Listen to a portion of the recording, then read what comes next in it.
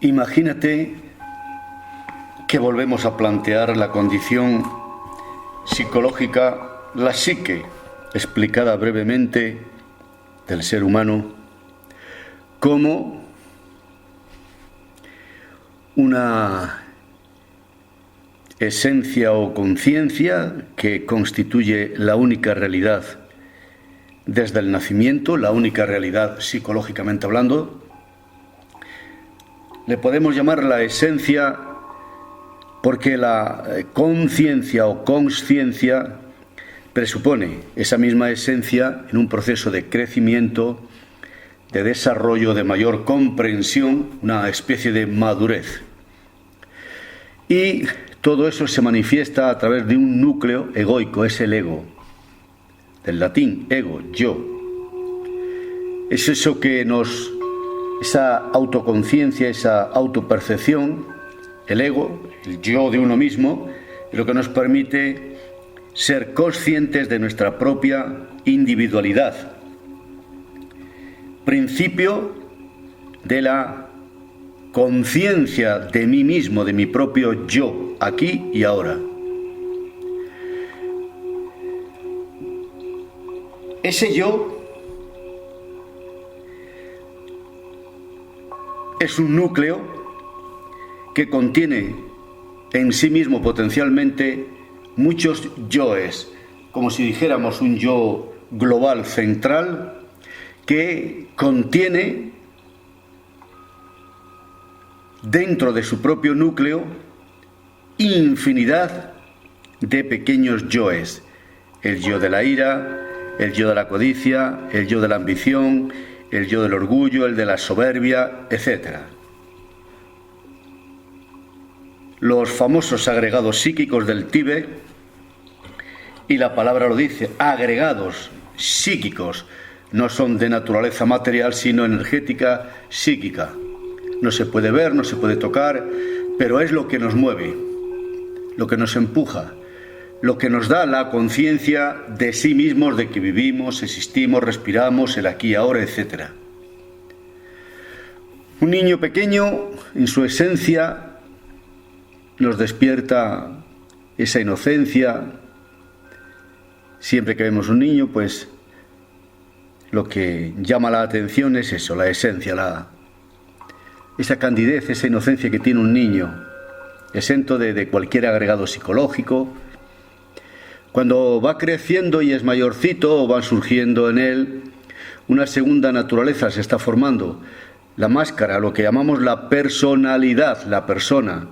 Esta segunda estructura psicológica pues se forma en función de la educación, de las experiencias, donde vive uno, la familia, etc. Lo que aprende, el medio social, cultural, la época, los acontecimientos que estén sucediendo, depende en qué cultura viva, en fin, todo eso configura una personalidad, pero es un vehículo, por eso se le llama la falsa personalidad, porque no se nace, sino que eso es algo que se crea.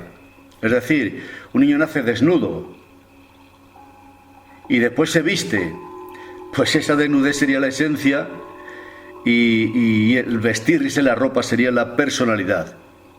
¿Es necesaria? Claro que sí, para poder vivir, existir, relacionarse con los demás, pero hay un momento en que creemos que lo real es el vestido, la personalidad, y vivimos en función de ese vestido, de esa personalidad, de esas ideas, de esas creencias. No vivimos en función de la desnudez de nuestra propia conciencia, sin esquemas, sin miedos, sin prejuicios, sin normas morales, Pero claro, por muy bello y atractivo que resulte esto, pues no se podría sobrevivir. Si un niño no madurara, no adquiriera pues un idioma, un nombre, unas costumbres, unas pautas de comportamiento, una ética, una moral, unos valores, etcétera, pues no podría sobrevivir en medio de una sociedad, ¿verdad? Con tantas demandas, con tantas normas, con tantas ideas, creencias, etcétera, etcétera. Y todo eso en la estructura psicológica, en la conciencia, luego tiene una segunda naturaleza, una segunda estructura, que es lo que llamamos la sombra, donde están todos los defectos, todo lo peor del ser humano, los peores instintos, las peores pulsiones, los miedos, las codicias, las envidias, etcétera. Y luego ya casos patológicos, ¿no? Como esquizofrenias, psicópatas, en fin, la sombra es demasiado alargada y demasiado oscura. Sin embargo, el problema de la humanidad es que no solamente no sabe nada de la sombra, salvo los expertos, pero a la humanidad en general le hablas de la sombra, no tiene ni idea, sino que no solamente no la conoce, sino que no la quiere conocer y además le da miedo, le da pavor, le da terror ver esa parte dentro de sí, y por eso nunca mira dentro, siempre mira fuera. Y como decía el poeta, pues como decía el sabio, quien mira fuera está soñando, identificado con todas las cosas de la vida, con el mundo material, con el mundo de las cosas, las formas, y quien mira dentro despierta. Hay que saber entenderlo. Cuando se llega a la conciencia de eso, surge una pregunta: ¿quién soy yo entonces?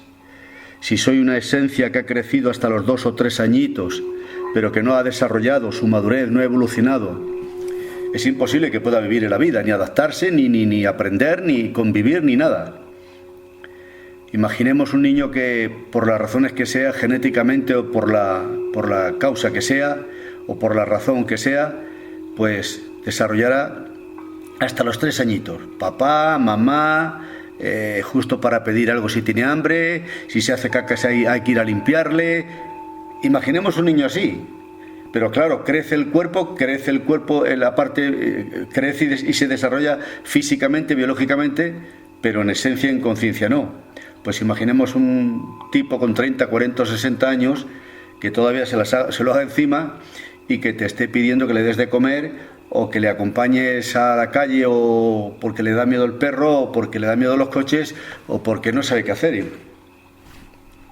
Me imagino que esto que estoy diciendo es suficiente para comprender la diferencia que hay entre una esencia no desarrollada, una personalidad que siempre vive en función y existe en función de la época, del momento, de la situación, del país, de la época de la humanidad incluso, y el yo, el ego, y de ahí emanan cientos de otros pequeños yoes. Todo eso, hay una línea que separa todo eso de un desarrollo personal y de una evolución para una autorrealización personal. Auto por sí mismo, personal sobre sí mismo, ¿no?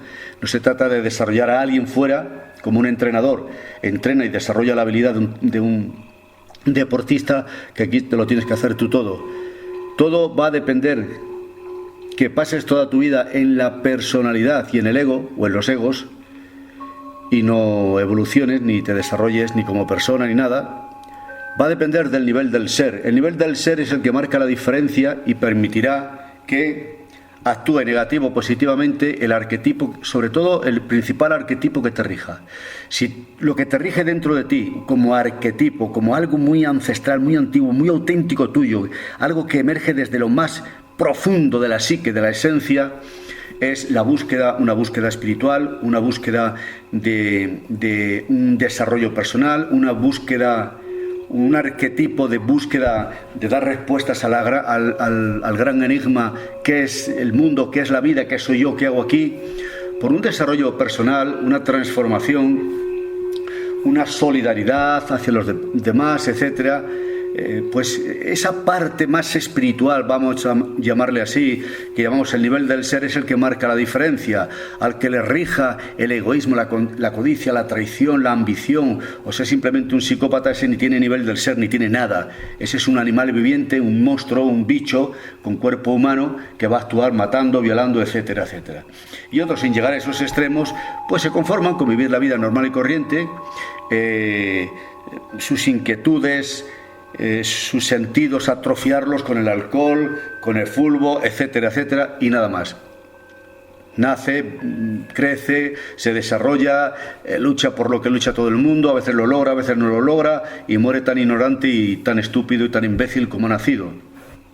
en su inocencia, pero ahora con cierta dosis de maldad. Es el arquetipo que rige a la persona que no busca nada y que cuando lo vemos por la calle realmente no nos damos cuenta, pero realmente lo que estamos viendo es como un robot programado. Son como muertos vivientes, zombies. No hay conciencia, no hay parte espiritual. Todavía tienen los elementos mínimos en su psique que ponen en marcha a través de todos los procesos bioeléctricos, magnéticos, de la electricidad del cuerpo, el cerebro, esas funciones, la energía que mueve el cuerpo y llega un momento, envejece y muere y se acabó. Pero el alma, la esencia, la chispita divina que puede evolucionar y convertirse en una conciencia despierta, en un verdadero hombre o mujer, en el sentido más amplio de la palabra, pues no lo tiene hace tiempo. O sea, hay muertos vivientes. No nos damos cuenta porque estamos dormidos. Bien, esta es la introducción. Ahora veremos la segunda parte.